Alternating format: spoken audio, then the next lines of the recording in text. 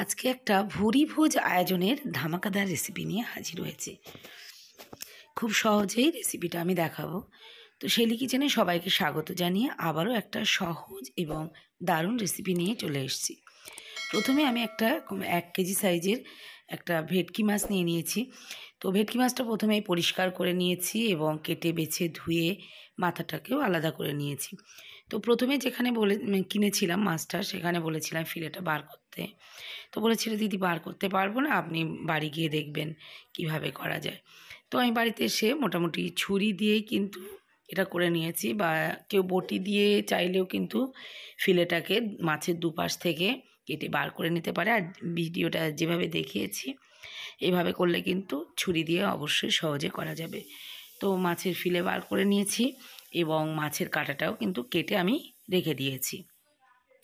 এবার চলে এসেছি বাড়ির পাশেই আমার একটা এখানে ছোট কলা গাছ থাকে। এর আগেও অনেক ভিডিওতে আমি দেখিয়েছি এই কলা গাছ থেকে কলা পাতা নিয়ে বিভিন্ন রেসিপিতেও কিন্তু এই কলা গাছ থেকে আমি কলা পাতা কেটে নিয়ে যাই। তো এখানেই চলে এসেছি, এখান থেকে দেখলাম বাড়িতে কাজ হয়েছিল, তো কলা পাতাগুলো সব প্রায় নষ্ট হয়ে গেছে, একটা পাতাই ভালো ছিল, সেখান থেকে নিয়ে এসেছি। তারপরে কিছুটা সর্ষে, গোটা সর্ষে, এখানে কালো আর সাদা সর্ষে মিশিয়ে দিলে ভালো হয়। আমার কাছে সাদা সর্ষে ছিল, তো আমি 2 টেবিল চামচ সাদা সর্ষে এখানে জলে ভিজিয়ে রাখলাম। সর্ষেটা একটু নরম হয়ে গেলে পেস্ট করে নেব। আর সাথে দিয়ে দেব কয়েকটা কাঁচা লঙ্কা, 7-8টা মতো কাঁচা লঙ্কা দিয়েছি, অল্প একটু লবণ আর জল দিয়ে কিন্তু এটাকে একটা ফাইন পেস্ট আমি তৈরি করে নিয়ে নিচ্ছি। তারপর একটি পাত্র নিয়েছি যার মধ্যে আমি ম্যারিনেশনটা করব মাছের। তো প্রথমে দিয়ে দিলাম সর্ষে কাঁচা লঙ্কার পেস্ট, আর দিয়ে দিচ্ছে এখানে 2 টেবিল চামচের মতো টক দই। টক দইটা যেহেতু এটার মধ্যে জল ছিল না, প্যাকেটের না, সেই জন্য জল ছড়ানো দরকার হয়নি। আর সাথে দিয়ে দিয়েছি এখানে হলুদ, লবণ, আর দিয়েছি অল্প একটু লঙ্কা গুঁড়ো দিয়ে খুব ভালো করে সমস্ত মশলা মিশিয়ে নেব। ভালো করে মাখানো হয়ে গেলে তার মধ্যে দিচ্ছি কাঁচা সর্ষের তেল। আর আজকে যেটা বানাবো সেটা তো এখনও বলা হয়নি, ভেটকি মাছের এখানে পাতুরি বানাবো আর একটু ভাপাও বানিয়ে নেব। তো কয়েকটা ফিলে, আমি সব ফিলেগুলো নিইনি, আর কিছু ফিলে রেখে দিয়েছি মাছের, যেগুলো পরবর্তীতে আমি আরেকটা রেসিপি করে দেখাবো। মাছের কয়েকটা ফিলে এখানে দিয়ে দিলাম এই মিক্সচারটার মধ্যে, আর অল্প একটু সর্ষের তেল দিয়ে আবারও খুব ভালো করে কিন্তু মাখিয়ে ম্যারিনেট করে ওটা ঢাকা দিয়ে রেখে দিলাম কিছুক্ষণের জন্য।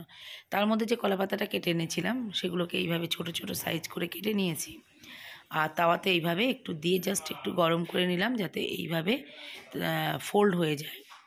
এই যে পাতাগুলো ফোল্ড না হলে কিন্তু পাতুরিটা কিন্তু বানানো যাবে না। তো সবগুলোকে আমি এইভাবে একটু তাওয়াতে সেঁকে সেঁকে তুলে নিয়ে নিচ্ছি।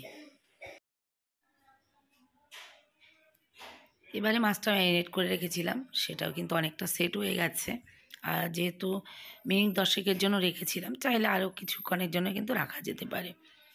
এবারে কলা পাতার উপরে একটা করে মাছের ফিলে দিলাম আর একটা করে কাঁচা লঙ্কা দিলাম, চাইলে এখানে অল্প একটু সর্ষের তেলও দিয়ে দিতে পারেন।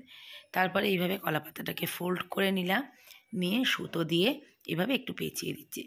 সুতো দিয়ে কিন্তু এই সরু সুতো দিয়ে এইভাবে পেঁচিয়ে নিলে কিন্তু আর গিট বাঁধার দরকার হয় না, এটা অটোমেটিক কিন্তু ওর সাথে লেগে যায় এবং মাছটা কিন্তু খুলে ওর মধ্যে থেকে বেরিয়ে আসবে না।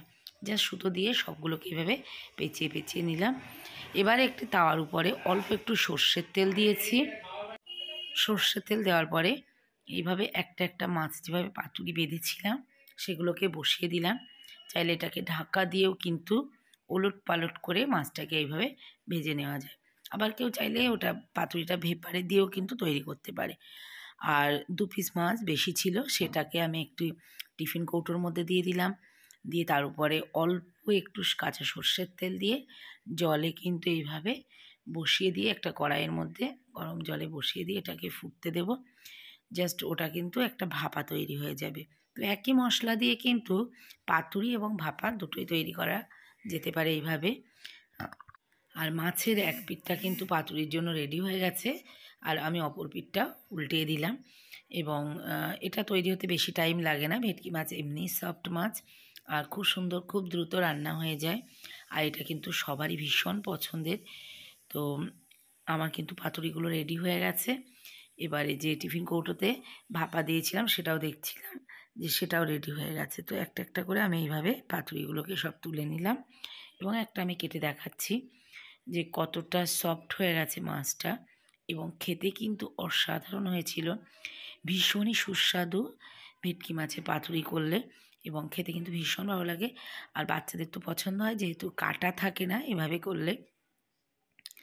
তো দেখুন আমি মাছটা দেখিয়ে দিলাম, ভীষণ সফট হয়েছে। আশা করছি আজকের বানানো এই সহজ রেসিপি আপনাদের পছন্দ হয়েছে। যদি পছন্দ হয়ে থাকে তো অবশ্যই ভিডিওটিতে একটি লাইক দেবেন, এবং ইউটিউবে দেখে থাকলে চ্যানেলটি সাবস্ক্রাইব করার অনুরোধ রইল। আর যদি ফেসবুক পেজে দেখে থাকেন পেজটিকে লাইক করে দেবেন এবং শেয়ার করে দেবেন। সবাই ভালো থাকবেন, সুস্থ থাকবেন। আবারও নতুন ভিডিও নিয়ে আপনাদের সামনে হাজির হয়ে যাব। ধন্যবাদ।